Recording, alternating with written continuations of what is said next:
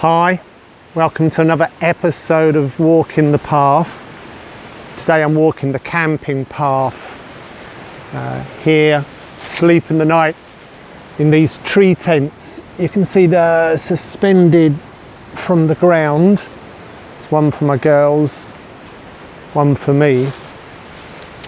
We're in an area called the Underclife, and it literally is under the cliff. There's a high north cliff behind me, and that stops the cold north wind, and it creates this microclimate, which means there's a lot of things that grow here that wouldn't normally grow in England. And it is very much like being in a little bit of a jungle, or certainly a forest. This stretch of Undercliff is one of the longest in Europe, which is why I bought the tree tents behind me there, specifically so I could come here every once in a while for an experience like this. It's something I've been doing now for some years, but I've only had the tree tents there for a while.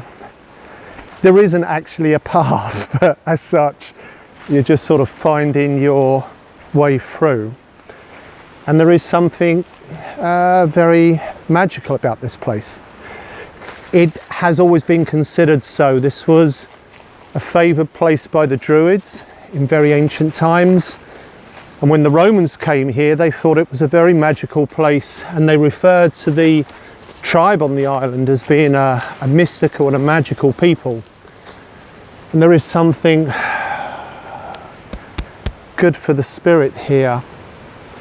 In more recent times, a German industrialist came here because this area of the Isle of Wight, I'm on the south side of the Isle of Wight, become famous in Victorian times for the healing energy here, both with the natural springs and the air quality. And there is something of that about it for me. I always get that feeling, which is why I make the effort every so often to come here with my children.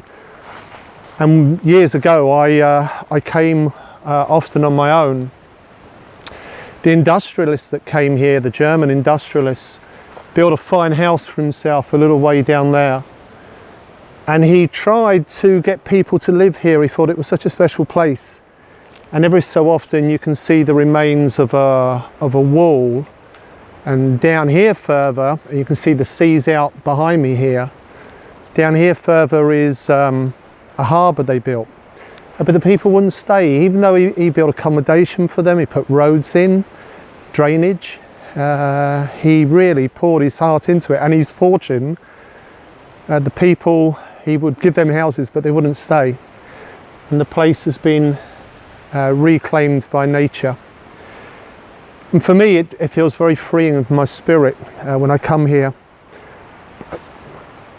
About 26 years ago, my personal development journey started with a spiritual experience that completely changed my outlook on life, and I started to become a different person. And I wanted to evolve my consciousness and to lose a little of my ego. And one of the things that I did in my efforts to raise myself in terms of my own personal development is that I would dare myself to come to places like this and stay the night in a tent or a sleeping bag on my own. And I remember the very first time I did it, I found a spot like today that felt really nice, and we lit the fire, and I was there on my own, and it was okay until it got dark. And I become so scared that I wouldn't take off my boots for a long time, because it meant I couldn't run away if the monsters come. And of course there's a lot of wildlife in a place like this, but it was my imagination that was running wild and making me see things and hear things that really weren't there. Of course, after the experience, I often think about it now and I laugh at it, and I'm pleased that I did it.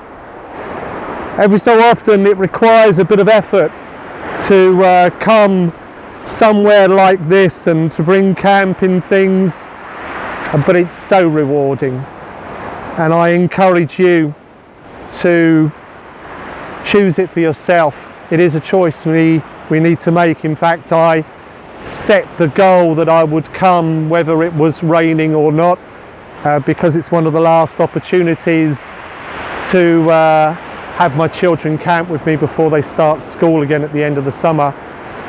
And wherever you are and whatever you do and whatever path you're on, choose every so often to push the boundary a little, do something unusual, maybe even something that scares you a little, because we so grow as a person. And if you have that opportunity to come back to nature, then do it. I'm going to risk the wind and walk to the end here so that you can see the amazing view out along the coast here, and why I make the effort to come camp at this place.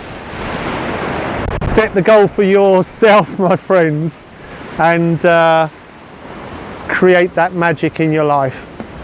I wish you well. Lots of love. I'll say goodbye for now. See you next week on another path with another thought about life. Bye-bye.